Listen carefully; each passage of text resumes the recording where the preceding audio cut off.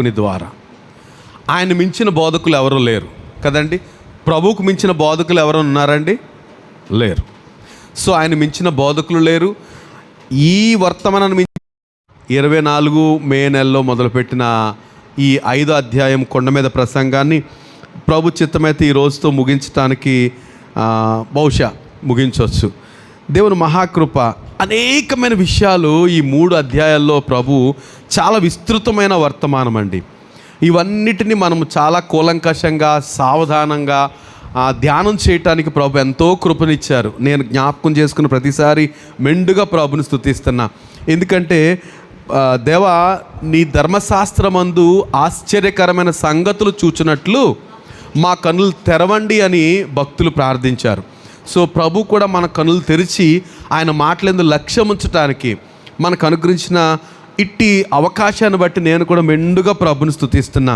సమస్త మహిమా ఘనత ప్రభావాలు దేవునికే కలుగును గాక. ఆమెన్. ఈరోజు 24వ వచనము మనం చదువుతున్నాం. 7వ అధ్యాయం 24వ వచనం. కాబట్టి ఈ నా మాటలు విని వాటి చొప్పున చేయు ప్రతివాడును బండ మీద తన ఇల్లు కట్టుకొనిన బుద్ధిమంతుని పోలియుండును. వాన కురిసెను, వరదలు వచ్చెను, గాలి విసరి ఆ ఇంటి మీద కొట్టెను, కానీ దాని పునాది బండ మీద వేయబడెను కనుక అది పడలేదు. రైట్? ఓకే, ఈ ప్రభు చెప్పిన వర్తమానం నేను ఈ మాటలు చదువుతున్నప్పుడు, ఈరోజు ధ్యానం కొరకు సిద్ధపడుతున్నప్పుడు చాలాసార్లు మనం ఈ మాటలు జ్ఞాపకం చేసుకున్నాం గత 5వ అధ్యాయం నుంచి. అంటే మరొకసారి ఈ ముగింపులో ప్రభు చెప్తున్న మాట ఏంటంటే, నా మాటలు విని వాటి చొప్పున చేయు ప్రతివాడు. సమస్య ఎక్కడి నుంచి వస్తుంది? ఎక్కడ వస్తుంది చెప్పండి? వింటున్నాం, గత వారం విన్నాం, వినుట మట్టుకు వింటున్నాం అంతే. కానీ గ్రహింపలేక కొంతమంది, గ్రహించిన అనుసరించక కొంతమంది. ఇలాంటి పరిస్థితుల్లో వాక్యాన్ని ఏం జరుగుతుందంటే, వాక్యము అపవాది ఎత్తుకెళ్ళిపోతున్నాడు. మనం వింటున్నాము, గ్రహించకపోవడం వల్ల, దాన్ని అనుసరించకపోవడం వల్ల, కాలక్రమేణా దాన్ని నెగ్లెక్ట్ చేసేయడం వల్ల దాని సారాన్ని లేకపోతే దాని ప్రతిఫలాన్ని మనం అనుభవించలేకపోతున్నాం. కనుక ప్రభు చెప్పిన ఈ వర్తమానంలో చివరి మాటలు మనం గమనిస్తే, ఎవరైనా నా మాటలు విని వాటి చొప్పున చేయు ప్రతివాడు తన పునాది ఎక్కడుంటుందట? బండ మీద ఉంటుందండి. బండ మీద పునాదితోటి కట్టారనుకోండి ఇల్లు, ఎలా ఉంటుంది? మనందరికీ ఇల్లు కట్టడమో లేకపోతే కట్టిన వాళ్ళ దగ్గర ఉండడమో చూడటమో ఇదంతా సుపరిచితమే. చక్కటి నిర్మాణాలు కలిగిన ప్రదేశంలో మనం సంచరిస్తున్నాం. కనుక ఏ ఇల్లు పగడబందీగా ఉంటుంది అంటే, బండ మీద మంచి పునాదితో వేయబడిన ఇల్లు స్ట్రాంగ్గా ఉంటుంది. దానిపైన ఎన్ని ఫ్లోర్లైనా వేయొచ్చు. మనం గత వారం చూసాము, ఇసుకలో పునాది ఏమి లేకుండా కట్టేసేట తొందరగా అయిపోతుంది అని అంటే ఏమొస్తుందట? ఏ ఇంటి మీదకైనా ఏం జరుగుద్ది? గాలి వస్తుంది, వాన వస్తుంది, ఇంకేమొస్తుందంట? గాలి విసిరి వాన కురిసెను, వరదలు వచ్చెను, గాలి విసిరి, ఈ 3 జరుగుతాయి. అన్ని ఇళ్ళ మీదకి జరుగుతుందండి. ఏంటంట? ఏ ఇంటి మీదకైనా, ఇసుక మీద కట్టిన పునాది కానీ బండ మీద కట్టిన దానికి దేనికైనా ఈ 3 జరుగుతాయి. వాన వస్తుంది, వరదలు వస్తాయి, గాలి విసురుతుంది. కానీ నిలబడేది ఏదంట? బండ మీద కట్టబడిన పునాది మీద కట్టబడిన ఇల్లు మాత్రమే నిలుస్తుంది. అయితే మనం గత వారం చివరిలో అనుకున్నాం, ఈ బండ ఎవరట? క్రీస్తు. సో క్రీస్తు మీద వాక్యము అనుసరించడం ద్వారా కట్టబడిన గృహం మాత్రం నిలుస్తుంది. మరి ఏది నిలవదు అనేది సత్యం.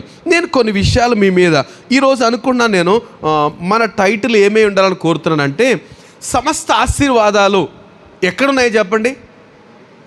వాక్యాన్ని వినుట మట్టు కాదట, విని అనుసరించిన వారి దగ్గరే ఆశీర్వాదాల గొప్ప ఆశీర్వాదాల నిధి ఉందని వాక్యం సెలవిస్తుంది. కనుక కొన్ని విషయాలు ఈరోజు నా ప్రార్థన కూడా ప్రభు దగ్గర బ్రతిమలాడేది ఏంటంటే, మనం వింటుండగా, అంటే వింటున్నాం, చాలా మాటలు వింటున్నాం, ఎంత మట్టుకు వాటిని అనుసరిస్తున్నాం అనేది మరొకసారి ఆలోచించాలని కోరుతున్నా. ప్రభు యొక్క ఈ కొండ మీద ప్రసంగం ముగింపులోకి వచ్చాము కనుక నేను అంటాను, మనం అందరం కూడా అయ్యా మీరు మాతో మాట్లాడండి. ఏది మాట్లాడినా నేను బాగు చేసుకోవడానికి, లేకపోతే దాన్ని అనుసరించడానికి సిద్ధంగానే ఉన్నాను, సిద్ధంగానే ఉంటున్నాను, సిద్ధంగా వాక్యం నెరవేర్చడానికి సాయశక్తుల ప్రయత్నం చేస్తున్నాను అనే మాట మనం ప్రభువుకు చెప్పాలన్న కోరిక. రైట్? నాతో పాటు అలాంటి కోరిక కలిగిన వాళ్ళు దేవుని స్తోత్రం చెప్తారా? సో మనము కూడా ఏమనుకోవాలి, ఏ మాట అయినా దేవుని మాట అయితే ఏం చేయాలట? మనము ఏమండి దేవుని మాట అయితే ఏం చేయటం? అనుసరించడం, స్వీకరించడం, వినడము, గ్రహించడం, అనుసరించడం ఎంతో ధన్యత. రైట్? కొన్ని మాటలు ఈరోజు గత వారం మనం ఏం ధ్యానం చేసామంటే, దేవుని వాక్యాన్ని విని గ్రహించకపోతే, అనుసరించకపోతే ఏం జరుగుద్దో గత వారం మనం చూసాం. ప్రభు చిత్తమైతే ఈరోజు దేవుని వాక్యం వినడం వల్ల వచ్చే ఆశీర్వాదాలు ఏంటో కొన్ని మీ ముందు పెట్టడానికి, నేను క్రొత్తవేమి చెప్పలేను కానీ అయినప్పటికీ మరొకసారి ధ్యానం చేయటం వల్ల ఈ హెడ్డింగ్లో అది మనకు ఎంతో దీవెనకరమని నమ్ముతున్నాం. సో దేవుని మాట విని అనుసరించేవాడిని ఏమంటారు? బైబిల్ ఏమంటారు చెప్పండి? దేవుని మాట విని గ్రహించి అనుసరించే వాళ్ళని ఏమంటుంది బైబిల్? లేదా పోనీ దేవుని మాట విని అనుసరించుకున్న వాళ్ళు ఏమన్నది నిన్న, మొన్న, గత వారం? బుద్ధిహీనుని, లేదా నేను చదువుతాను చూడండి. మరియు ఈ నా మాటలు విని వాటి చొప్పున చేయని ప్రతివాడు ఇసుక మీద తన ఇల్లు కట్టుకొనిన బుద్ధిహీనుని, ఎక్కడ 26వ వచనం, బుద్ధిహీనుని పోలి ఉన్నది. అయితే విని 24వ వచనం, నా మాట విని వాటి చొప్పున చేయు ప్రతివాడును బండ మీద తన ఇల్లు కట్టుకొనిన బుద్ధిమంతుని పోలి ఉన్నాం. గత వారం బుద్ధిహీనుల గురించి ధ్యానం చేసాం. ఈరోజు ఎవరి గురించి ధ్యానం చేస్తున్నాం? బుద్ధిమంతులు. అవసరమైతే కొన్నిసార్లు అక్కడికి వెళ్ళొస్తాం. ఎవరి దగ్గరికి? బుద్ధిహీనులు పలకరించి వస్తాం, ప్రయత్నించి ప్రభు చిత్తమైతే. సో ఈ మాటలు మాట్లాడుతుండగా మన అందరి హృదయాలు తెరవబడాలని, లూదియా హృదయం ఏ విధంగా తెరవబడి ఆయన మాటలు లక్ష్యం ఉంచిందో అట్లాంటి కార్యం మనందరి జీవితంలో జరగాలని నేను ఆశపడుతూ ఈ మాటలు ధ్యానం చేస్తున్నా. రైట్? సో మాటలు వినటమే కాదు, దాన్ని అనుసరించడం వల్ల దాని కొరకు కొన్ని మాటలు చూడండి. ఒకసారి యాకోబు పత్రిక, నేను కొన్ని రిఫరెన్సెస్ మీ ముందు పెడతాను, వాటిని అవసరాన్ని బట్టి మనం ధ్యానం చేద్దాం. మొదటి అధ్యాయం యాకోబు పత్రిక మొదటి అధ్యాయము 21వ వచనం మనం గమనిస్తే, అందుచేత సమస్త కల్మషమును వెర్రవీగుచున్న దుష్టత్వమును మాని. ఏంటంటే ఇక్కడ ఈ మాటలు ఎందుకు చెప్పాడు నాకు అర్థం కాలేదు. ఏంటంట, వాక్యాన్ని అనుసరించడానికి మనకి ఏముండకూడదట? కల్మషం ఉండకూడదు. మళ్ళీ ఏముండకూడదు? వెర్రవీగుచున్న దుష్టత్వం కూడా ఉంటే మనం వాక్యాన్ని అనుసరించలేమండి. కల్మషం ఉండకూడదు. ఇంకోటి ఏంటి? వెర్రవీగుచున్న దుష్టత్వం మనకి దూరంగా ఉంటేనే వాక్యాన్ని అనుసరించగలుగుతాం. అందుకే చూస్తాం అది. అందుచేత సమస్త కల్మషమును వెర్రవీగుచున్న దుష్టత్వమును మాని లోపల నాటబడి మీ ఆత్మను రక్షించుటకు. ఏంటంట, వాక్యం ఏం చేస్తుంది? లోపల నాటబడుతుంది, మన ఆత్మలు ఏం చేద్దంట? రక్షిస్తుంది. దేవుని వాక్యము లోపల నాటబడుతుంది, మనల్ని రక్షిస్తుంది. త్వరగా లోపల నాటబడి మీ ఆత్మలు రక్షించుటకు శక్తిగల వాక్యమును ఎలా అంగీకరించాలంట? సాత్వికంతో అంగీకరించాలి. శక్తిగల వాక్యాన్ని మనం ఎలా స్వీకరించాలి? వాక్యం వినేటప్పుడు చెప్పండి వెంటనా అంటే వెళ్ళదు. ఏంటంటే దేవుని దగ్గరికి ఎలా రావాలి? సాత్వికంతో. వింటానయ్యా, మాట్లాడండి, నాతో మాట్లాడు ప్రభువా. గత వారం ప్రార్థన చేశారు కదండి. దేవుడు మాట్లాడుతున్నప్పుడు ప్రవక్త అయిన ఏలీ అంటాడు సమూయేలుతో, జూనియర్ బుడ్డోడు సమూయేలు, చిన్నోడు. కానీ దేవుడు ఏలీతో మాట్లాడటానికి ఇష్టపడలేదు కనుక చిన్నోడిని సమూయేలు పిలుస్తున్నాడు. సమూయేలు అని పిలిచాడు. పిలిస్తే లేచాడు నిద్దట్లో రాత్రి. ఎక్కడ? మందిరంలో ఉన్న సమూయేలు, చిన్నోడు, బాలుడు, ఇనోశాంతి ఉంటాడేమో అనుకుంటాను నేను, బహుశా కొంచెం పెద్దోడేమో. అయితే పిలిచాడు. పిలిస్తే అయ్యగారే పిలుస్తున్నారు అనుకుని ఆ ముసలాయన దగ్గరికి వెళ్ళాడు, ప్రవక్త దగ్గరికి. సార్ నన్ను పిలిచారా? లేదు నాన్న, నేను పిలవలేదు, నాకే నిద్ర పట్టకుండా పోతుంది, మళ్ళీ నేను ఎందుకు పిలుస్తాను, వెళ్ళి పడుకున్నాడు. రెండోసారి కూడా అలాగే పిలిచాడు దేవుడు. సో అప్పుడు కూడా మళ్ళీ వెళ్ళాడు. అయ్యా నన్ను పిలిచారంటే, లేదు పిలవలేదు, ఈసారి పిలిస్తే మాత్రం ఈ స్వరం వినబడితే ఏమనాలట? నీ దాసుడు ఆలకించున్నాడు, సెలవియండి, లేకపోతే ఆజ్ఞ ఇయ్యండి. ఎలా కొడతాడు? ఐఎమ్ లిజనింగ్, చెప్పు అనకూడదట. ఏమన్నా? నీ దాసుడు ఆలకిస్తున్నాడు, ఆజ్ఞ ఇయ్యండి, సెలవియండి అని చెప్పంటే అదే రీతిగా సమూయేలు అంటాడు. మరొకసారి వినబడింది సమూయేలు అని. మనకు కూడా వినపడితే ఎంత బాగుండ స్వరం. ఏమని? ప్రియాంక ఎంత బాగుంటుంది. దేవుని మహిమ కదండి. అలా వినబడే ఆశ్చర్యం ఏమీ కాదు కదండి. కదండి. సో వినబడుతుంది. మనం కూడా అంత సమూయేలు చిన్నప్పుడున్న యథార్థవంతుడిగా, అంటే ఆయన జీవితాంతం అలాగే ఉన్నాడు, అలాంటి యథార్థ హృదయాలతో కలిగి ప్రభు కొరకు కనిపెడదాం. రైట్, చక్కగా అలాగా మనం సాత్వికంతో ఏం చేయాలంటే వాక్యాన్ని, శక్తిగల వాక్యాన్ని, మన ఆత్మలను రక్షించుటకు శక్తిగల వాక్యాన్ని. ఎందుకు మన వాక్యాన్ని వినాలంటే ఈ వాక్యం ఏం చేద్దంటే మన ఆత్మల్ని రక్షిస్తుందండి. రక్షించే వాక్యాన్ని ఎలా వినాలట? సాత్వికంతో అంగీకరించుడి అనే మాట మనం చూస్తాం. అదే అధ్యాయంలో 25వ వచనం కూడా చూస్తే, అయితే స్వాతంత్రమునిచ్చు సంపూర్ణమైన నియమంలో తేరి చూచి నిలకడగా ఉండువాడెవడో వాడు విని మరచువాడు కాక. మనం ఒక్కొక్కసారి అక్కడ ఆగిపోతున్నామండి. ఎక్కడ? విని మర్చిపోతున్నాం. ఏమండి? విని మర్చిపోతున్నాం. కానీ స్వాతంత్రమునిచ్చు సంపూర్ణ నియమంలో తేరి చూచి నిలకడగా ఉండువాడెవడు అంటే దేవుని వాక్యం మనకు స్వాతంత్రం ఇస్తుంది, సంపూర్ణమైన నియమంలోని క్రమంలోని తీసుకొస్తుంది. కనుక ఎవరంట?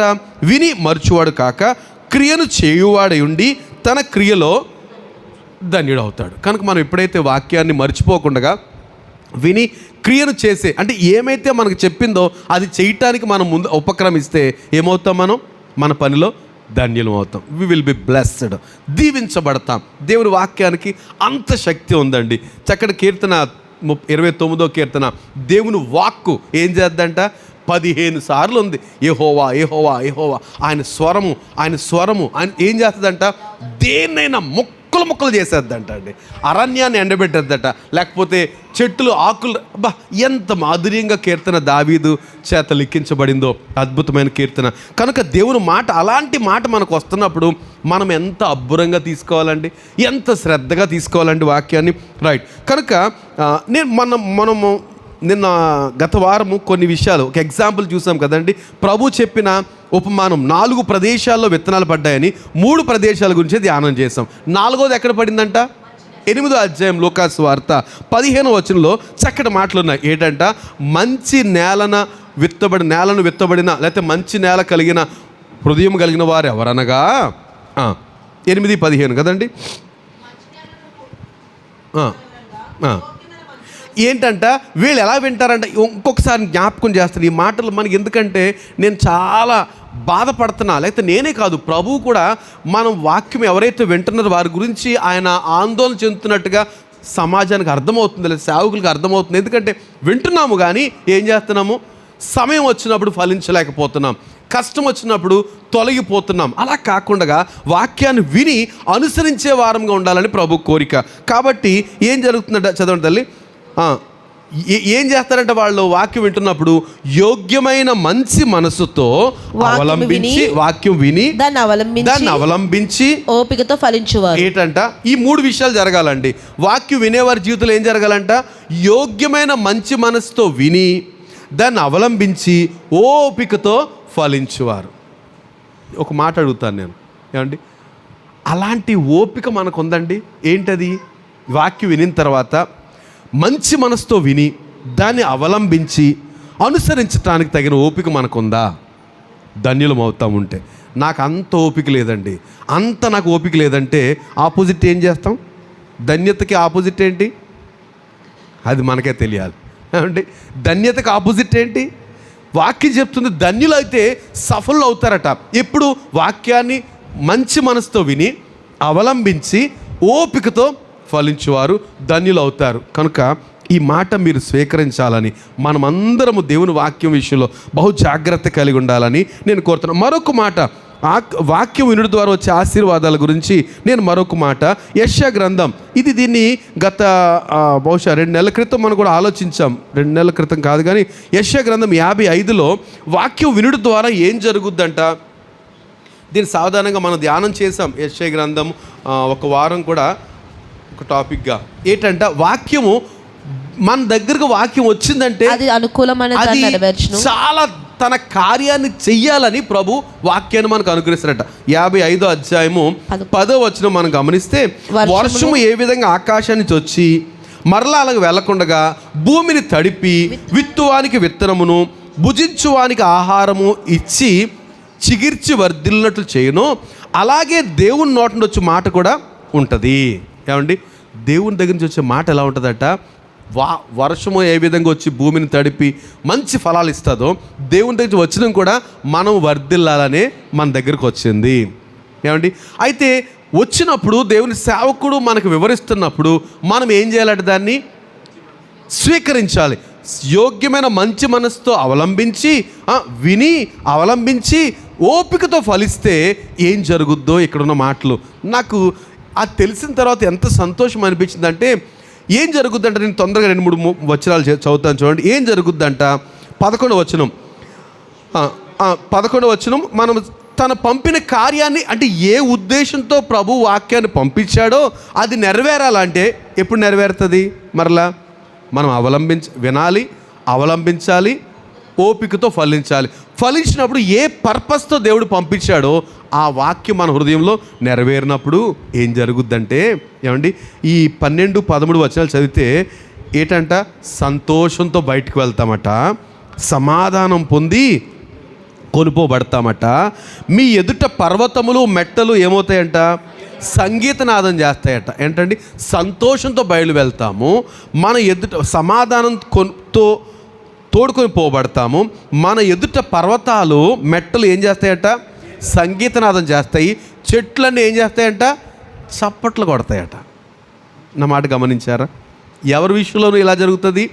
ఎవరైతే వాక్యాన్ని విని మంచి మనసుతో విని అవలంబించి అనుసరిస్తారో, వాక్యం అంటే ఏంటండి, ఏ సమయానికి మనకి ఏం దొరికిందో, ఏం వాక్యము ఈరోజు ప్రభు మాట్లాడుతున్న మాటలు, లేకపోతే ప్రతిసారి మనతో మాట్లాడుతున్న మాటలు, దేవుని మాటగా వచ్చిన ప్రతి మాటను మనం ఏం చేయాలట, స్వీకరించి అనుసరించి విని అవలంబించి అనుసరించి ఓపికతో ఫలిస్తే ప్రకృతి అంతా ఏం చేద్దంట, కొండలు మెట్టలు ఏంటంటవి, ఏవేవి, పర్వతములు మెట్టలు, తర్వాత పొలంలోని చెట్లన్నీ వాళ్ళు సంగీతనాదం చేస్తూ చప్పట్లు కొడుతూ మనల్ని అభినందిస్తాయట. నాకు ఎంత సంతోషం అనిపిస్తుంది ఈ మాట చదివితే. ఇప్పుడు ఈ పర్వతాలు, చెట్లు, లేకపోతే ఇవన్నీ కూడా ప్రస్తుతానికి ఏం చేస్తున్నాయి, ఇంకా తర్వాత మాట కూడా చదివితే ఏంటంట, ముండ్ల చెట్లకు బదులుగా దేవదారు వృక్షాలు, దురదగొండ చెట్లకు బదులుగా గొంజి వృక్షాలు ఎదుగుతాయటండి.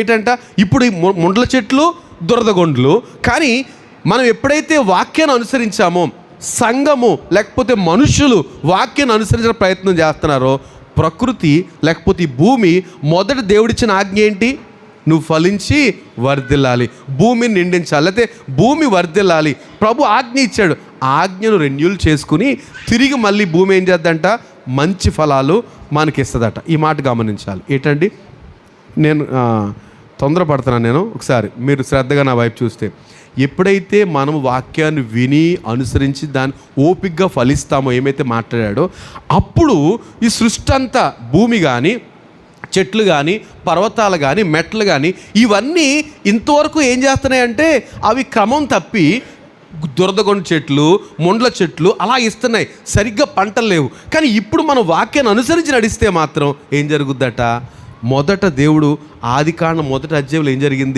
ఏం జరిగిందండి, భూమికి ఆజ్ఞ ఇచ్చాడు, ఫలములు ఇచ్చు ప్రతి చెట్టు అన్ని క్షేమకరమనే వచ్చినాయండి. కానీ ఎప్పుడు ముండ్ల చెట్లు, పిచ్చి చెట్లు ఎప్పుడు వచ్చినాయండి, ఆజ్ఞను అతిక్రమించినందువల్ల, దేవుని మాటను ధిక్కరించినందువల్ల ఆదాము ప్రకృతికే శాపం వచ్చి పడింది. అప్పటి నుంచి ముండ్ల చెట్లు, పిచ్చి చెట్లు ఉన్నాయండి, అప్పుడు అంతకుముందు లేవు. కనుక ఇప్పుడు అంటున్నాడు ప్రభు, నీవు కనుక వాక్యాన్ని అనుసరించావా, వాక్య ప్రకారం ప్రవర్తించావా, మళ్ళీ భూమికి నేను ఆజ్ఞ ఇస్తాను, ఇవన్నీ కూడా కొండలు, మెట్టలు, చెట్లు, భూమి ఇదంతా కూడా నేను ఏం చేస్తుంది, అభినందిస్తుంది, నీకు సంతోషంగా తమ ఫలాలు ఇస్తుంది. రైట్? దేవునికి మహిమ. నేను ఏం కోరుతానంటే, మనము పూర్తిగా వాక్యాన్ని అనుసరించి ప్రవర్తించడానికే ఒక తీర్మానం చేసుకోవాలని. ఎట్ ఎనీ కాస్ట్, ఎంత కష్టమైన నష్టమైనా నేను వాక్యాన్ని మించి దాటిపోనండి, కుడికి కానీ ఎడమకు కానీ తొలగిపోకూడదు, ఏదలా వచ్చేయండి అనకూడదట. ఖచ్చితంగా ఇదే త్రోవ, దీనిలో నడువుడి. అంటే మనం ఎక్కడ నడవాలంట, తిన్నది అనబడిన వాక్యక్రమంలో ప్రవర్తించాలని ప్రభు కోరుతున్నారు. కానీ అలా ప్రవర్తించినప్పుడు సృష్టి అంతా మనల్ని ఏం చేస్తుందండి, అభినందిస్తుంది. ఆహా, మీరు దేవుని వాక్యాన్ని అనుసరిస్తున్నారు. మీ కొరకే యేసుప్రభు వచ్చింది కొండలో చెట్లు పుట్ల కొరక అండి, మనుషుల కొరక? మన కొరకు. కనుక ఆ రాకను మనం గమనించి ఆయన మనం సేవిస్తే ఎంత ధన్యులం అవుతామో. రైట్. కనుక కార్యాన్ని సఫలం చేస్తారని వాక్యం సెలవిస్తుంది. నేను కొన్ని మాటలు ద్వితీయోపదేశకాండం నుంచి, ద్వితీయోపదేశకాండం అలనాడు మోషే ద్వారా చెప్పిన మాటలు ఈ సందర్భంగా నేను జ్ఞాపకం చేయాలని నేను ఆరాటపడుతున్నా. ఏమండి, నా ద్వితీయోపదేశకాండం 4వ అధ్యాయం 6-7 వచనాలు అందరూ తెరవగలిగితే 6-7 వచనాలు. ఈ కట్టడలన్నిటినీ మీరు గైకొని అనుసరింపవలను, వాటిని గురించి విను జనుల దృష్టికి అదే మీకు జ్ఞానము, అదే మీకు వివేకము. చాలు ఏంటమ్మా, ఏంటంట ఈ కట్టడలన్నిటినీ మీరు గైకొని అనుసరించాలి అంటే దేవుడు చెప్పిన వాక్యం. ఇప్పుడు మీలో డౌట్ రావచ్చు, ఏమంటే మళ్ళీ ధర్మశాస్త్రం దగ్గరికి వెళ్ళిపోతున్నారండి. ధర్మశాస్త్రం దగ్గరికి నేను వెళ్ళడానికి కారణం ఏంటంటే అప్పుడు ఇవ్వబడింది వాళ్ళు అనుసరించలేకపోయారు. ఇప్పుడు ఏం జరుగుతుంది? యేసుక్రీస్తులో మనం ఏం చేయగలుగుతున్నాము? వాక్యాన్ని అనుసరించగలుగుతున్నాం. వాళ్ళ వల్ల కాలేదు కనుక వాళ్ళు త్రోసివేయబడ్డారు. ఇప్పుడు యేసు ప్రభు ద్వారా మనం ఏం చేస్తున్నాము? ఆయనకు మనం అప్పగించుకోవడం వల్ల ఆయన ద్వారా సమస్త ధర్మశాస్త్రం అనుసరిస్తున్నాం. తెలుసా మీకు? ఏమండి, వాళ్ళు చేయలేకపోయారు. ఈరోజు మనం దేవుని వాక్యాన్ని అనుసరిస్తూ ఆయన కట్టడలన్నిటినీ అనుసరించడానికి ప్రభు కృప చూపెడుతున్నాడు. మీరు ఏ ఆజ్ఞ చెప్పండి నాకు. ఇప్పుడు 10 ఆజ్ఞలు అవి ఇశ్రాయేలు పాటించలేకపోయారు. ఇప్పుడు మనం పాటించాలా వద్దా? పాటించనక్కర్లేదు, పాటించగలుగుతున్నాం. దేవునికి మహిమ కలుగును గాక. అది మన మీద ఆజ్ఞగా లేదు. కానీ ఏం జరుగుతుంది? ఇప్పుడు క్రీస్తు రక్తంలో కడగబడిన మనకి అట్లాంటి కెపాసిటీ వచ్చింది. ఆ వాక్యాన్ని అనుసరించే కెపాసిటీ మనకు వచ్చింది. వాక్యాన్ని అనుసరించగలుగుతున్నాం.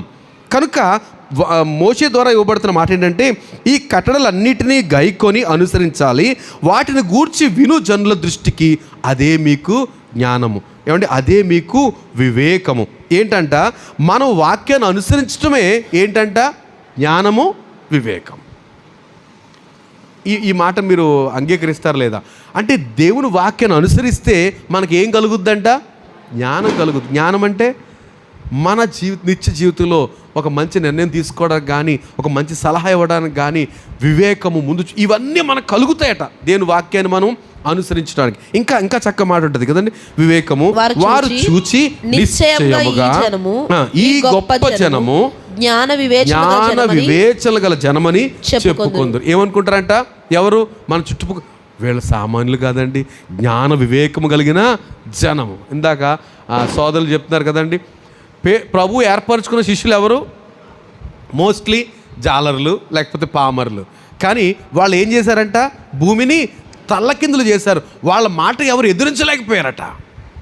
వాళ్ళ టైం వచ్చినప్పుడు తప్ప లేకపోతే ఎవరు ఎదిరించలేకపోయారు. కారణం ఏంటంటే దేవుని వాక్యాన్ని దేవుని ఆత్మతో నడిపించబడుతున్నప్పుడు వారి జ్ఞానానికి, వారి తెలివితేటలకి ఎదిరించే సత్తా ఎవరికి ఉండదండి. వాళ్ళు అనుకుంటారు, చుట్టుపక్కల అనుకుంటారు, నిశ్చయముగా వీరు జ్ఞాన వివేకము గల జనమని చెప్పుకొందరు. ఏలయనగా ఎందుకంట మనం మొర్రపెట్టినప్పుడల్లా మన దేవుడు యెహోవా మనకు సమీపంగా ఉన్నట్టు ఏ గొప్ప జనమునకు ఏ దేవుడు సమీపంగా లేడు. ఎందుకనంటే ఆయన అంత మనకు అప్పుడు మన వాక్యాన్ని అనుసరించి మొరపెట్టినప్పుడు ఆయన ఎక్కడుంటాడట?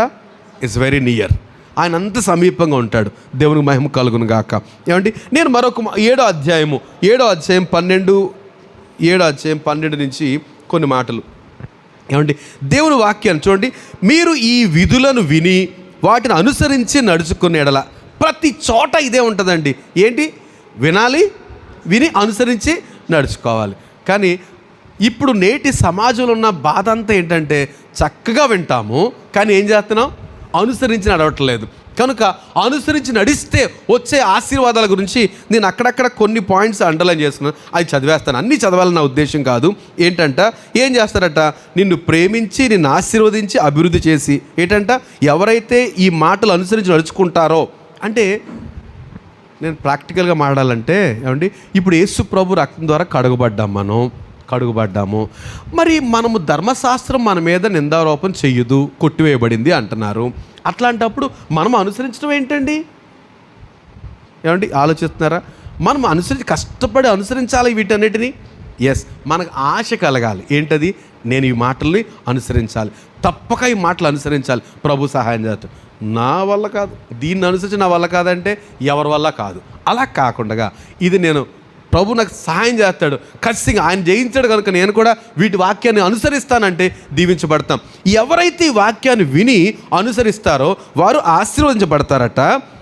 దేవుడు అంటే నిన్ను ప్రేమించి ఆశీర్వదించి అభివృద్ధి చేసి ఏమండి నీకు చేసిన వాగ్దానాలన్నింటిలోనూ ఇంకా దేన్ని ఆశీర్వదిస్తాడట? నీ గర్భఫలమును, నీ భూఫలమును, నీ సస్యమును, నీ ద్రాక్షారసమును, నీ నూనెను, నీ పశువుల మందలను, నీ గొర్రెల మందలను, మేకల మందలు, ఇంకేమన్నా సమస్త జనముల కంటే ఎక్కువగా నీవు ఆశీర్వదించబడతావు. ఇంకా నీలో మగవానికే కానీ ఆడుదానికే కానీ గొడ్డుతనం ఉండదు, నీ పశువులనైనా ఉండదు. ఏమండి దేవుని వాక్యాన్ని అనుసరించే వారికి అసలు ఏ లోటు ఉండదని దేవుని వాక్యం. ఏమండి తప్పక ప్రభు సహాయం చేస్తాడు. నమ్మిన వారు దేవుని స్తోత్రం చెప్దాం. ఎస్, దేవుని వాక్యానుకున్న శక్తి యెహోవా యొద్ద నుండి. ఇంకా చూడండి, యెహోవా నీ యొద్ద నుండి సర్వరోగములను తొలగించి నీవు ఎరిగి ఉన్న ఐగుప్తులోని కఠినమైన క్షయవ్యాధులన్నిటినీ నీకు దూరపరిచి నిన్ను ద్వేషించు వారందరి మీదకి దాన్ని పంపించును. ఇంకా చాలా మాటలు. తర్వాత 28వ అధ్యాయం కూడా, నేను 28వ అధ్యాయం కూడా చాలా ఆశీర్వాదాల పుట్ట ఉంది ఇందులోనండి. 28 మనందరికీ తెలిసినప్పటికీ ఏంటంటే ఈ మాటలు శ్రద్ధగా విని అనుసరించి నడుచుకునే ఎడల ఎన్నిసార్లు మొత్తుకుంటాడో ప్రభు. ఆల్రెడీ 14 అధ్యాయాలు చెప్పాడు కదా మోషే, మరలా 28లో లిస్ట్ ఇచ్చేశాడు. లిస్ట్ ఇచ్చి మీరు వాక్యాన్ని వినాలి, శ్రద్ధగా అనుసరించాలి. అనుసరిస్తే ఏం జరుగుద్దంట? నడుచుకుంటే ఏం జరుగుద్ది? పట్టణంలో దీవించబడతావు, పొలంలో దీవించబడతావు, నీ గర్భఫలము, నీ భూఫలము, నీ పశువుల మందలు, నీ దుక్కిటెద్దులు, నీ గొర్రె మేకల మందలు దీవించబడతాయి. నీ గంపయు పిండె పిసుకు నీ తొట్టెయు దీవించబడును. నువ్వు లోపలికి వచ్చినప్పుడు దీవించబడతావు, వెలుపలికి వెళ్ళినప్పుడు దీవించబడతావు. ఇంకా శత్రులు కనుక నీ మీదకి వస్తే వారు ఒక త్రోవను వచ్చి 7 త్రోవలను ఎదురు నుంచి పారిపోతారు. నీ కొట్లలోనూ నీవు చేయు ప్రయత్నములన్నిటిలోనూ నీకు దీవెన కలుగుతుంది. ఇంకా ఆయన నిన్ను ప్రతిష్ఠిత జనముగా నిన్ను స్థాపిస్తాడు. భూప్రజలందరూ యెహోవా నామమున నీవు పిలువబడ చూచి నీకు భయపడతారు. పడుతున్నారా లేదండి? భయపడతారట. ఇంకా ఏంటి? యెహోవా నీ దేశం మీద వర్షము దాని కాలమందు కురిపించుటకును నీవు చేయు కార్యములు అంతటినీ ఆశీర్వదించుటకును ఆకాశమును అను తన మంచి దన్నిది తెరుచును. నీవు అనేక జనములకు అప్పిస్తావు కానీ అప్పు చేయవు. ఇంకా నీవు ఈ మాట చూడండి, 13వ వచనం, నేడు నేను నీకు ఆజ్ఞాపించు మాటలన్నిటిలో దేని విషయంలో కానీ కుడికి కానీ ఎడమకు కానీ తొలగిపోకూడదు. అంటే చూడండి ఎంత సెన్సిటివ్గా మాట్లాడతాడు ప్రభు. అస్సలు ఎడమ పక్క తిరగకూడదు, కుడి పక్క, వాక్య ప్రకారమే. ఏమండి అంటే మన ఆశ ఏమై ఉండాలి?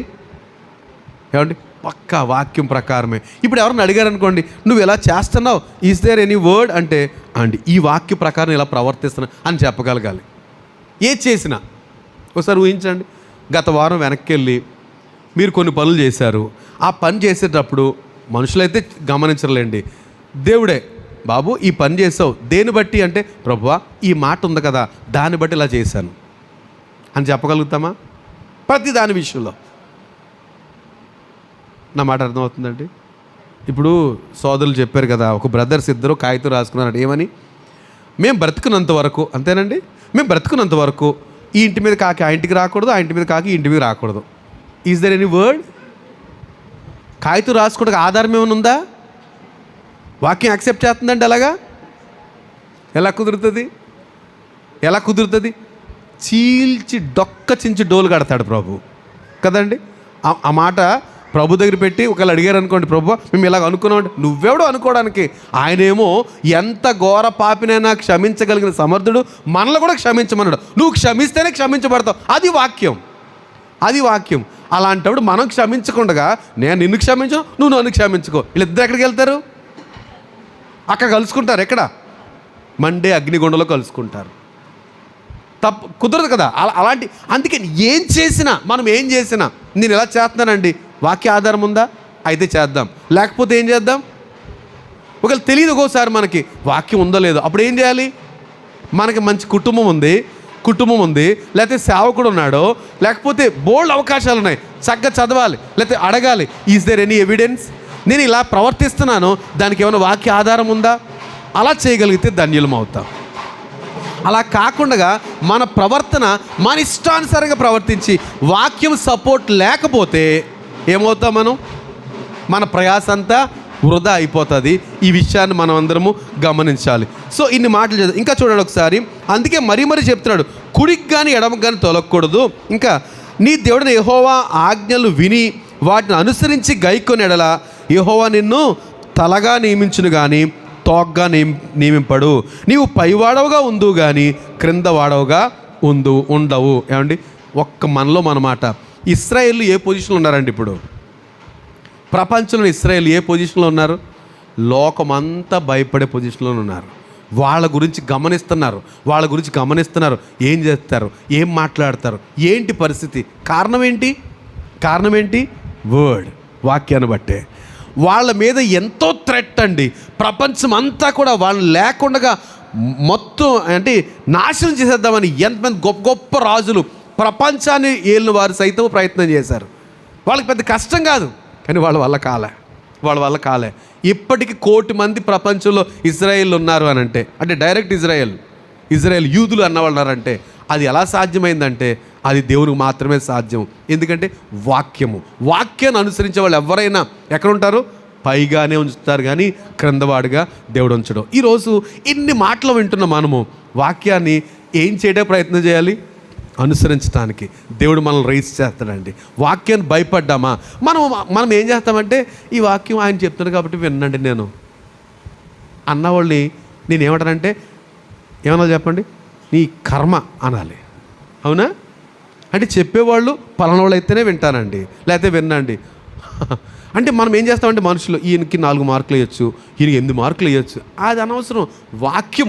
వాక్యం చెప్తున్నప్పుడు శ్రద్ధగా ధ్యానం చేసి ఏమంటే దాన్ని స్టడీ చేసి స్వీకరించగలిగితే ధన్యులం.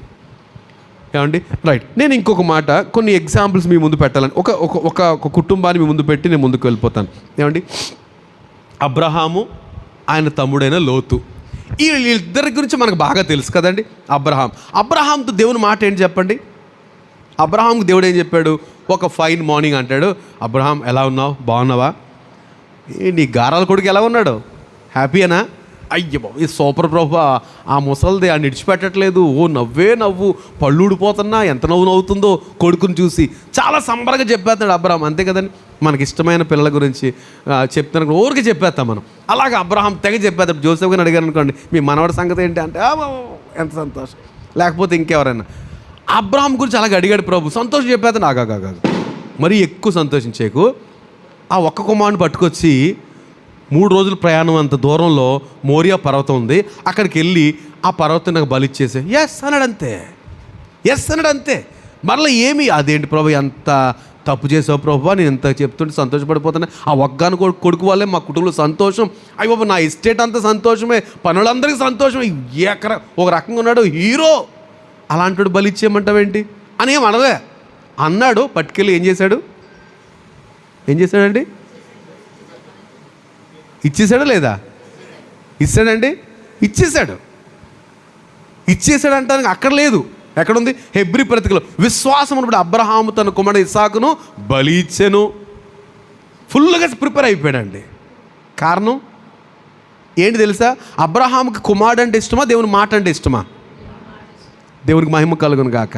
ఈరోజు మనందరికీ ఏమంటే అత్యంత ప్రేమ కలగాలంటే దేవుని మాట చేయలేదంటూ ఏమీ లేదు. అబ్రహాముకు బాగా జ్ఞాపకం, అంతకుముందు 2 అధ్యాయాల్లోనే ఇస్సాకు వలనైనది నీ సంతానం అనబడునని ప్రామిస్ చేశాడు దేవుడు. ఇప్పుడు అంటాడు ఇస్సాకుని బలిచ్చే, ఇస్సాకు నేను నన్ను కూడా ఇచ్చేమని ఇచ్చేస్తాను, నువ్వేం చేస్తావు నాకు అనవసరం, ఇస్సాకు వల్లనే నా సంతానం వృద్ధి పొంది అన్నావు, ఇప్పుడు ఇస్సాకుని బలిమ్మన్నావు, హ్యాపీ. అలా ఇచ్చాడు.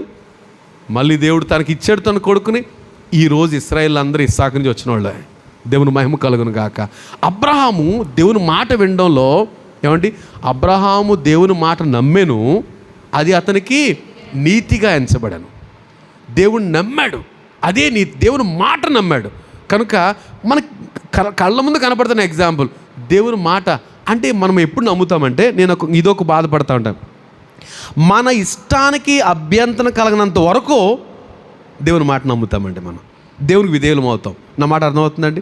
మన ఇష్టానికి అభ్యంతరం కలగనంత వరకు దేవుని మాట చేసేస్తాం.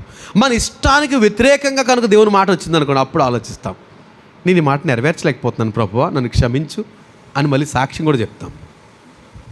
అలాంటి సాక్ష్యాలు చెప్పిన వాళ్ళు ఏం చేయాలంటే, అలనాడు ప్రభు దగ్గర ఎవరో యెషయా నోరు పెదవులని నిప్పుతో కాల్చినట్టు నిప్పుతో కాల్చాలి మనం.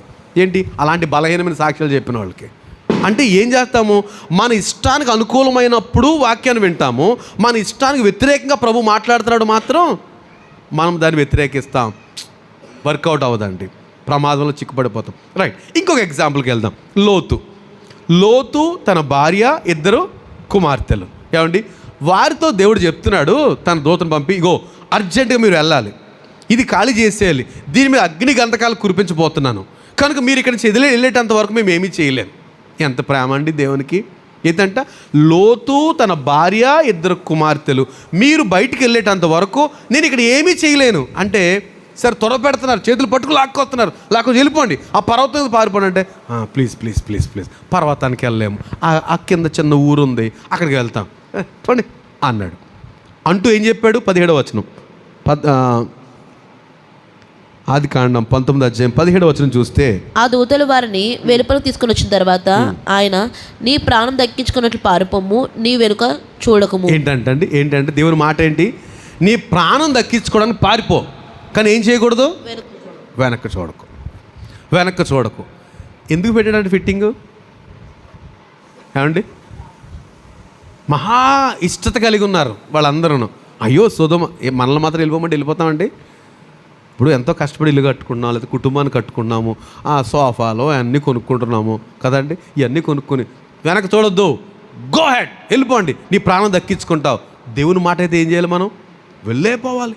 వెళ్ళిపోయారు కదా, లోతు వెళ్ళిపోయాడు, తన కూతురు వెళ్ళిపోతున్నారు. మేడం మాత్రం ఏం చేశారంట, 27 కదా, 26 వచ్చిన ఏం చేసిందంట, వెళ్ళిపోతున్నారు. లోతు భార్య ఏంటంట, ప్రభు ఏం చెప్పాడు, వెనక చూడొద్దు, అది దేవుని మాట. ఈవిడ ఏం చేసిందంట, వెనక్కి తిరిగి చూస్తుంది. ఏమండి, బాగా పాట పాడేస్తాం కదండి. ఏం పాట అది,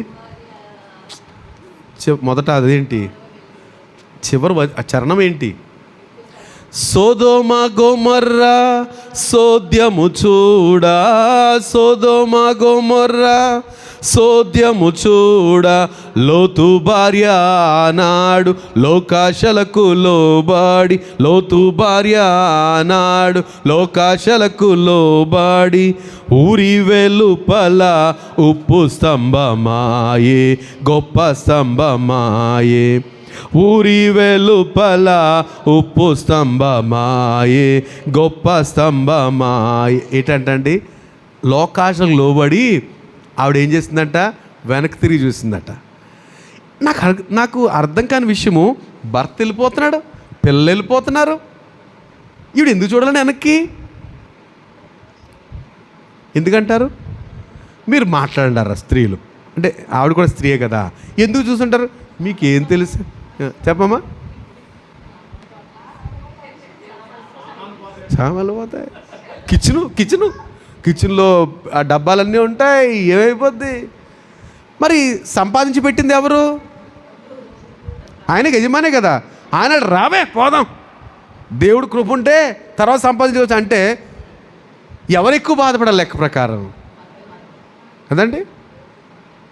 పగలంతా బయట ఉండి కష్టపడి పని చేసుకొచ్చినా బాధపడాలి తప్ప, ఇంట్లో సర్దావుడు ఎందుకు చూస్తుంది.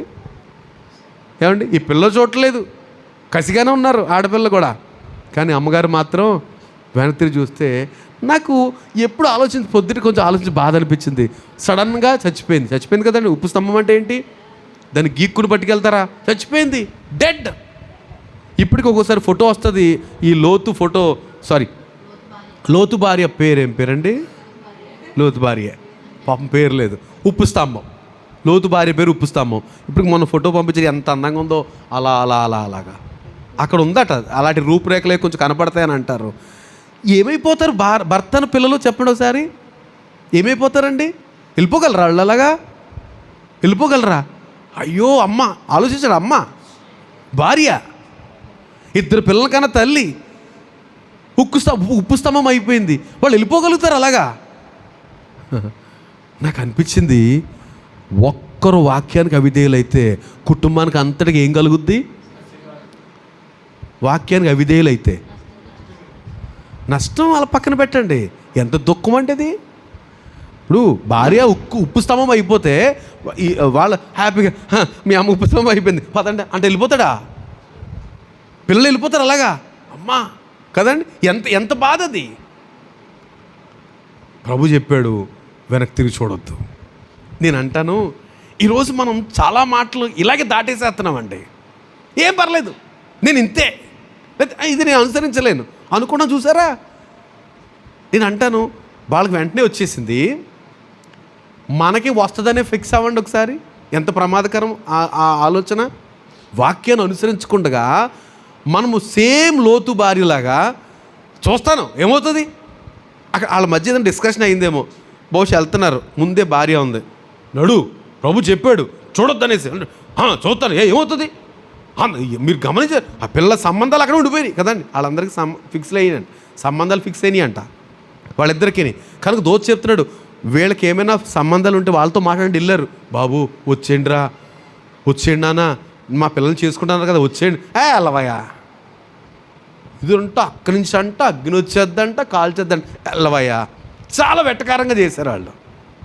కానీ నిజంగా దేవుని కృప. ఆడపిల్లలు ఏం చేశారు, డాడీ ఏం చెప్తే ఏమండి, దూత ఏం చెప్తే దేవుడు మాటే కదా చెప్తే వెళ్ళైపోయారు. కానీ ఈ అమ్మగారికి మాత్రం 2 పిల్లలు, వాళ్ళ భర్తలు అక్కడ ఉన్నారు. అదే ఎంగేజ్మెంట్ అయ్యిందో మరి అవ్వలేదు. ప్రభు మాటకి దేంతోటి సరిపెట్టకూడదండి. దేవునికి స్తోత్రం. మాట అంటే మాట. ఎందుకు ఇంత కఠినమైన నిర్ణయం తీసుకున్నాడు ప్రభు అంటే మనందరికీ ఏం చెప్పాలని, ఆ వాక్యం ద్వారా పాఠం చెప్పాలని. అలాంటి పరిస్థితి మన కుటుంబంలో జరిగితే కెన్ వి బేర్, భరించగలుగుతామండి. సడన్గా ఓ పక్కనేమో ఊరంతా నాశనం, అగ్ని గంధలతో నాశనం అయిపోతుందా, ఈలో భార్య ఉప్పు స్తంభం అయిపోయిందా, ఎంత బాధపడిపోయి ఉంటాడో లోతు కానీ తన కుమార్తెలు కానీ. అది నన్ను ఉదయాన్ని చాలా బాధ కలిగి చేసింది. ఏమండి, మనం అనుకుంటున్నాం ఇంట్లో ఒకళ్ళు వాక్యం పర్లేదులే, అలాగే అనుకున్నాం ఒక వాక్యం నెరవేర్చలే పర్లేదులే, కానీ ఏమవుతారంటే ఒక రోజున ఉప్పు స్తంభం అయిపోతారు వాక్యాన్ని అనుసరించిన వ్యక్తులు. కనుక అది మనం అవ్వకూడదు, మన కుటుంబాల్లో ఎవరు అవ్వకూడదు. అంటే ఏం చేయాలి, వాక్యాన్ని అనుసరిద్దాం. దీవెనండి వాక్యం. ఇప్పుడు అబ్రహాము వాక్యాన్ని అనుసరించాడు, తన కుమారు రెండు ఛాలెంజే కదా. ఇక్కడేమో కుమారు ఇచ్చే అంటాడు, ఇక్కడేమో వాక్య అవిధేయత వల్ల భార్య ఏమైపోయింది, ఉప్పు స్తంభం అయిపోయింది. ఇక్కడ కుమారుని ఇచ్చేసిన ఏం చేశాడు, ఏం వాగ్దానాలు అంటే 17వ వచనం చదవండి ఒకసారి. ఏంటంట చూడండి, ఈ మాటలు గమనించి అందరూ తెరవపోయిన పర్లేదు. 22వ అధ్యాయము 17వ వచనం. నేను నిన్ను ఆశీర్వదించి ఆకాశ నక్షత్రం వలన. ఏంటంటే ఎందుకు తన కుమారుని బలిచ్చేయమంటే వెనక ముందు చూడకుండా దేవుని మాట అంతే అన్నంతగా వెళ్ళిపోయిన వ్యక్తితో అన్నాడు, నేను నిన్ను ఆశీర్వదించి ఆకాశ నక్షత్రముల వలెను సముద్ర తీరమందలి ఇసుక రేణుల వలెను నీ సంతానంను. ప్రైజ్ గాడ్, దేవుని స్తోత్రం. నా హృదయం ఉప్పొంగుతుంది కదండి. ఒక్క కొడుకుని ఇచ్చేసే అంటే నిరభ్యంతరంగా ప్రభుకి ఇచ్చేస్తే దేవుని మాట చొప్పున అక్కడ బలి ఇవ్వడానికి తీసుకెళ్ళిపోతే అన్నాడు, ఈ కార్యం చేసినందున నీవు నాకు భయపడివాడవని నాకు అర్థమైంది. కనుక నీ సంతానాన్ని ఆకాశ నక్షత్రాలు ఇసుక రేణువులు.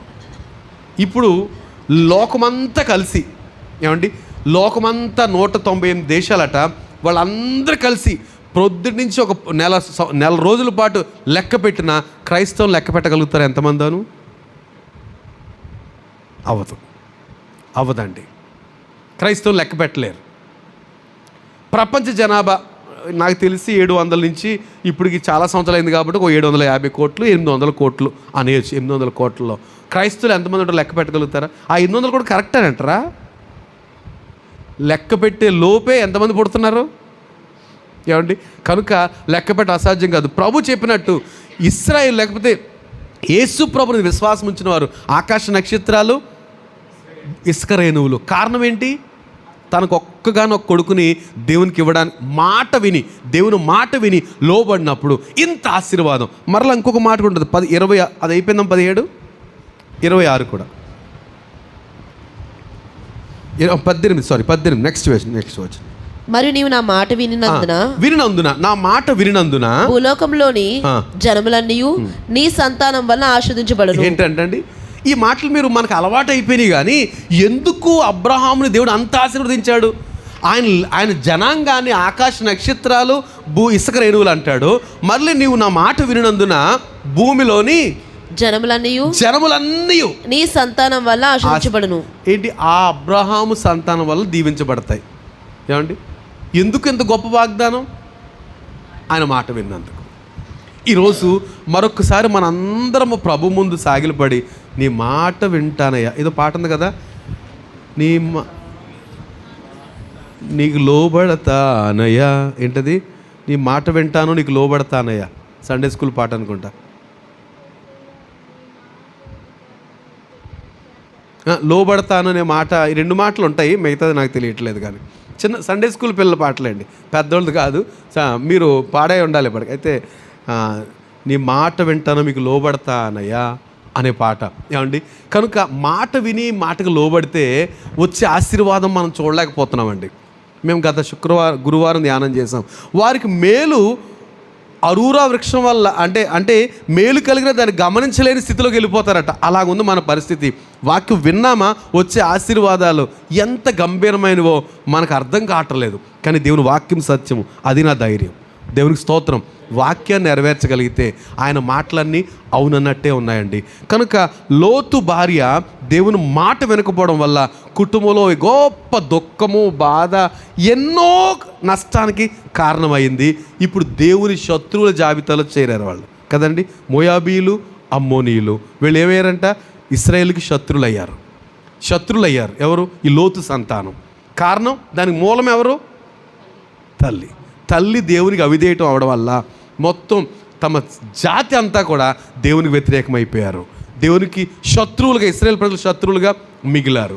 గమనిద్దాం, మన చిన్న నిర్లక్ష్యం ఒకవేళ మన కుటుంబానికి లేకపోతే సమాజానికి నష్టం కలుగుద్దేమో. కానీ ఒక్కరి విధేయత, అబ్రహాం విధేయత, తన జీవితం, తన వంశం అంతా కూడా, సమస్త వంశాలు అబ్రహాం మూలంగా దీవించబడతాయంటే అబ్రహాములో నుంచి ఎవరు వచ్చారు? యేసు ప్రభు వచ్చారు, దీవించబడ్డానికి కారణం. కనుక ఈరోజు మరొక్కసారి నేను మిమ్మల్ని బ్రతిమాలతో ఈ మాటలు చదువుతున్నాను అనుకున్నాను. ఇది గత 2 నెలల క్రితం చెప్పినా సరే మరొకసారి సందర్భం వచ్చినప్పుడు జ్ఞాపకం చేస్తున్నా. ఇక్కడున్న మనమంతా, ఈ మాటలు వింటున్న వారంతా దేవుని మాటను సీరియస్గా తీసుకుని వాక్యం అనుసరించడానికే. ఎవరన్నా మనల్ని క్వశ్చన్ చేస్తే దానికి ఈ వాక్య ప్రకారం ప్రవర్తిస్తున్నానండి అని చెప్పగలిగే స్థితికి మనం వెళ్ళామంటే ధన్యులమవుతామండి. కానీ ఎవరైనా వాక్యం విననప్పుడు, వాక్యాన్ని వ్యతిరేకించినప్పుడు అడిగి చూడండి, ఏంటది? వాక్యం ఇలా లేదు కదా, నువ్వెందుకు ఇలా చేస్తున్నావు అడిగి చూడండి. ఏం చెప్తారు వాళ్ళు? సారీ, మేము ఇలా వాక్యం అంటారా? ఏమంటారు చెప్పండి? కరెక్ట్ మాట చెప్పాలి. ఏంటది? పని చూసుకో అంటారు. ఏమంటారు? నువ్వు పని చూసుకోవాయి. అప్పుడు మనం ఏమనాలి తెలుసా? దేవుని మనం వాక్యాన్ని అనుసరిస్తుంటే దేవునికి స్తోత్రం. లోతు టెన్షన్ పడి ఉంటాడు, కూతుర్లు టెన్షన్ పడి ఉంటారు. హాయ్, మీరు పని చూసుకోండి, నేను బరాబర్ అన్నదేమో ఆవిడ చూస్తాను, అలా ఉండైతే వెళ్ళిపోయారు. ఏం చేస్తారు? అందులో 3 మంది చచ్చిపోయారు, అందులో అమ్మ కూడా చచ్చిపోయింది, వెళ్ళిపోయారు అంతే. ప్రయత్నం చేద్దాం. ఈ 2 కుటుంబాలు మన కళ్ళ ముందు సాక్షిగా ఉన్నాయి. రైట్, నేను చివరికి వచ్చాను. యోహాను సువార్త 14వ అధ్యాయం. ప్రభు చెప్పిన ఒక మాట చేసి నేను ముగించడానికి ప్రయత్నం చేస్తాను. 14వ అధ్యాయము యోహాను సువార్త 14వ అధ్యాయంలో మరొక గొప్ప వాగ్దానము. దాన్ని మనం అంగీకరించి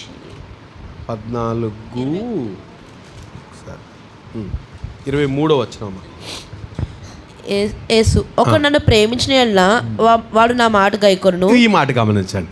ఇంతకు మనము ఆయన మాట గమనించాలి, ఆయన ఆజ్ఞను గైకొనాలని చదువుతున్నాం కదా. ప్రభు చెప్పిన మాట, ఎవరైనా నన్ను ప్రేమించారా నా ఆజ్ఞను గైకొంటారు. ఇప్పుడు చెప్పండి, మనం ఆజ్ఞను గైకొంటున్నాం, దేవుని మాట వింటున్నామంటే ఎప్పుడు వింటాము?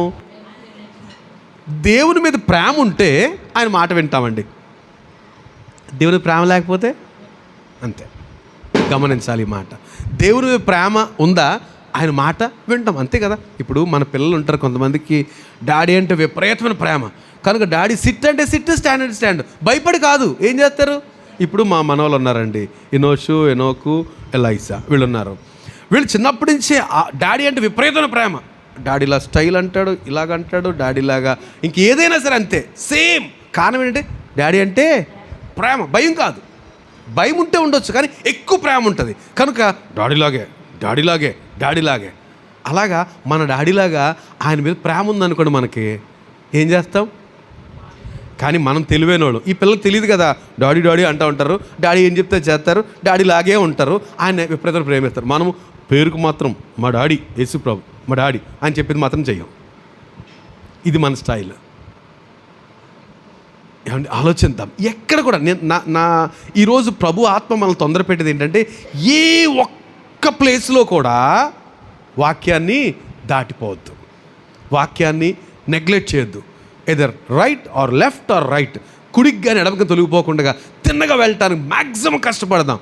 ఒకవేళ సొమ్మసిల్లిపోయామా, ప్రభు సహాయం చేస్తాడు. ఇప్పుడు వాక్యం నెరవేర్చడంలో సొమ్మసిల్లిపోయామా, సహాయం, నా వల్ల కాదండి అని డ్రాప్ అయిపోయామా, ప్రభు ఏం చేయలేడు. డ్రాప్ అయిన వాళ్ళు ఏమయ్యారు? ఉప్పు స్తంభం అయిపోయారు. కానీ కొనసాగిన వాళ్ళు ప్రాణాపాయం లేకపోతే కుమారుని బలివ్వాల్సి వచ్చిన అయితేంది, ప్రభుగా చెప్పింది, ఇక ఆయన మాటే ఫైనల్, అంతే కదండి. ఎవరు ఫైనల్ అవ్వాలి? మనకి ఆయన మాట ఫైనల్ అవ్వాలంటే దీవించబడిపోతామండి. ఎంత దీవెనో. కనుక ఈరోజు మనందరికీ హృదయాల్లో పరిశుద్ధాత్మ ఏం రేపాలంటే ఎట్ ఎనీ కాస్ట్, ఎంత కష్టమైనా ప్రభు మాటకు లోబడతాం. ఎందుకంటే ఆయన నేను ప్రేమిస్తున్నాను. ఆయన్ని ప్రేమించాల్సిన అవసరం ఉందండి? యేసుప్రభుని ప్రేమించాల్సిన అవసరం ఉందా? అయ్యో, ఆయన ప్రేమించడానికి స్వచ్ఛమైన ప్రేమ ఆయనది, మన కొరకు ప్రాణం పెట్టిన ప్రేమ. ఆయన కంటే ఎవరిని ప్రేమించగలుగుతాం? కానీ ఆయన తర్వాత ఆయన ఏం ప్రక్కన పెట్టి చాలామందిని మనం ప్రేమించగలుగుతున్నాం. భార్య కానీ, భర్త కానీ, బిడ్డలు కానీ, తల్లిదండ్రులు కానీ, ఇంకేదేదో వాళ్ళు మాత్రం ప్రేమిస్తున్నాము. మన కొరకు ప్రాణం పెట్టిన ప్రభువును మాత్రం ఒక్కొక్కసారి ప్రేమిస్తున్నాం, ఒక్కొక్కసారి నిర్లక్ష్యం చేస్తున్నాం. ఇక్కడ మాట ఏంటంటే, ఒకడు నన్ను ప్రేమించిన ఎడల వాడు నా మాట గైకొనును. ఏం జరుగుద్దంట? ఎప్పుడైతే మనం ఆయన మాట గైకొన్నామో ఒక గొప్ప వాగ్దానం ఉంది. ఏంటంట? అప్పుడు నా తండ్రి వాడిని ప్రేమిస్తాడు. దేవునికి స్తోత్రం. మనం యేసుప్రభుని ప్రేమించితే సరిపోదు, ఆయన ఆజ్ఞలు గైకొంటే, ఆయన చెప్పిన మాట వింటే ఆటోమేటిక్గా తండ్రి ఏం చేస్తాడంటే మనల్ని ప్రేమిస్తాడు. తండ్రి ప్రేమిస్తాడు. దేవునికి స్తోత్రం. తండ్రి ప్రేమ మనకు కావాలంటే మనం ఏం చేయాలి? ప్రభుని ప్రేమించాలి, ఆయన మాట లోబడాలి. అయితే ఏం జరుగుద్దంట? తండ్రి ఆయన ప్రేమించును, మేము వాని యొద్దకు వచ్చి, ఓ ప్రైజ్ గాడ్, దేవునికి స్తోత్రం. ఏం చేస్తారంటే అప్పుడు వాళ్ళిద్దరూ మన దగ్గరికి వచ్చి, ఆల్రెడీ మన దగ్గర ఎవరున్నారు? పరిశుద్ధాత్మ ఉన్నారు. ఏమండి, ఎంత చక్కటి సన్నివేశం. ఆల్రెడీ పరిశుద్ధాత్మ మనకు తోడుగా ఉంచాడు, ఆదరణకర్తగా. ఆయన మన వెంటే ఉండి మనం నడిపిస్తున్నాడు. ఇప్పుడు మనం వాక్యాన్ని అనుసరిస్తూ, యేసుప్రభుని ప్రేమిస్తూ వాక్యాన్ని అనుసరిస్తున్నాం కాబట్టి తండ్రి మనల్ని ప్రేమించి అక్కడ ఉన్నాడట. ఏం చేస్తాడట? నేను ఆయన కుమారుడు వచ్చి మన దగ్గరే నివాసం ఉంటారట. దేవుని స్తోత్రం, హల్లెలూయా. ఏమండి, ఈ సీక్రెట్ మనం గమనించక పేడ పిసుక్కుని, అంటే నేను లిటరల్గా మనం ఎవరు పేడ పిసకట్లేదు, మన పనులు అలాగే ఉన్నాయి. దేవుని వాక్యాన్ని ప్రక్కన పెట్టి ఏ చెత్త పనైనా చేస్తాం. వాక్యాన్ని ప్రక్కన పెట్టంటే వాక్యాన్ని అనుసరిస్తూ మన పనులు మనం చేసుకుందాం. దేవుడికి దాన్ని కాదంటలే, అలా కాదే. వాక్యమేమో క్లియర్ చెప్తుంది రైట్కి వెళ్ళమని, మనం ఏం చేస్తున్నాము? టోటల్లీ బ్యాక్కి వెళ్ళిపోతున్నాం. వాక్యం అటుంటే ఇటు ప్రవర్తిస్తున్నాం. ఎలా దీవించబడతాం? ఒకవేళ మనం యేసుప్రభుని ప్రేమించి ఆయన ఆజ్ఞలు గైకొన్నామా, తండ్రి మనల్ని ప్రేమిస్తాడు. తండ్రి కుమారుడు వచ్చి మన దగ్గర నివాసం ఉంటారట. ఏమండి, దేవునికి స్తోత్రం. ఎంత అబ్బరం. నేను ఈ మధ్యలో ఒక స్టోరీ విన్నా, ఎక్కడో చూశాను. ఒక తండ్రి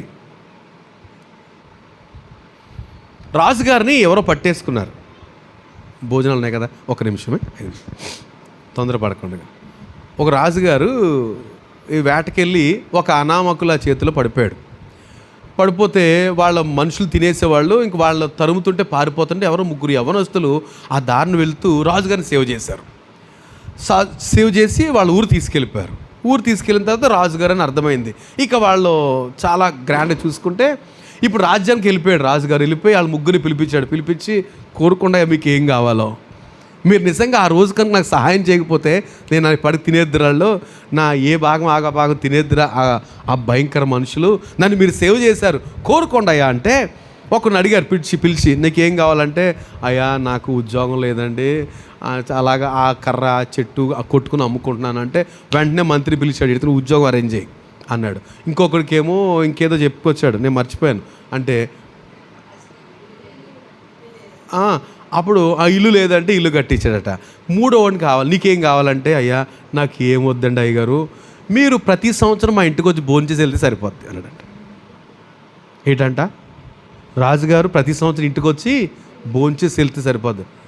ఏం కోరిక కోరావరా, ఏం కోరిక? సంవత్సరానికి ఒకసారి రాజుగారు మన ఇంటికి వచ్చి భోంచేయాలంటే ఏం జరగాలి? మంత్రి పిలిచాడట, చూడవయ్యా ఇతను కోరిన కోరిక, వాళ్ళ ఊరేదో గమనించు, ఇల్లు ఎక్కడో గమనించు. అయ్యా అది ట్రైబల్ ఏరియా అండి, ఎక్కడో అస్సలు ఇంటీరియర్, సైకిల్ వెళ్దో ఏమి కాలినడకన రోడ్లు వేసేయండి. నేను సంవత్సరానికి ఒకసారి వెళ్ళాలంటే మంచి ఇల్లు కావాలి, నేను ఒక్కనే కాదు కదా, రాణిగారు కూడా వెళ్తారు కదా, కనుక రూములు కావాలి, అన్ని అరేంజ్మెంట్స్ చేయండి. రాజుగారు ఇల్లు లోపు ఏమైందంట, ఎస్టేట్ అయిపోయింది తన ఇల్లు. నేను అంటాను, ఈరోజు ప్రభు అంటున్నాడు, నువ్వు వాక్యాన్ని అనుసరించావా, నన్ను ప్రేమించిన వాక్యాన్ని అనుసరిస్తే తండ్రి నిన్ను ప్రేమిస్తాడు, తండ్రి నేను కలిసి మీ దగ్గర నివాసం ఉంటాం. What a wonderful scene it is. దేవుని మహిమ కలుగును గాక. ఇంత ప్రణాళిక ఉందండి మన పట్ల. మనం ఏం చేస్తామంటే అన్నీ సాగితే వాక్యం నెరవేరుస్తాము, మనకు వచ్చిందా అయ్యో. ప్రభు అంటున్నాడు, ఎంత మిస్ అయిపోతున్నారు మీరు. అబ్రహాము నా మాట విని తన కొడుకును బలివ్వడానికి తీసుకెళ్ళిపోయినందువల్ల తన ముందు ఎవ్వరు నిలవలేనంతగా ఆశీర్వాదానికి కారణమైపోయాడు. తర్వాత తన సంతానం ఎంతగా విస్తరించిందో. లోతు నా మాట వినకుండా వ్యతిరేకించడం వల్ల తన కుటుంబం సర్వనాశనం అయిపోయింది. నాకు శత్రు లిస్టులో జాయిన్ అయ్యారు వాడు. ఈరోజు నా మాట వింటావా, మాట ప్రకారం జీవించడానికి ప్రయత్నం చేసి ఒక తీర్మానం చేసుకున్నావా, నేను నా తండ్రి పరిశుద్ధాత్మ ఆల్రెడీ మన మధ్యన ఉన్నారు, వాళ్ళు మన దగ్గరికి వచ్చి నివాసం ఉంటారు. రైట్, అది ఎంత అద్భుతమైన సన్నివేశం. ప్రార్థన చేద్దామా, చిన్న ప్రార్థన. నాకేదో టైం కరెక్టేనండి, 11 ప్రార్థన చేద్దాం. రైట్, ప్రార్థన చేద్దాం చిన్నగా. అందరూ ఎక్కడికి వెళ్ళొద్దు, కళ్ళు మూసుకుందాం. కొండ మీద ప్రసంగంలో చివరి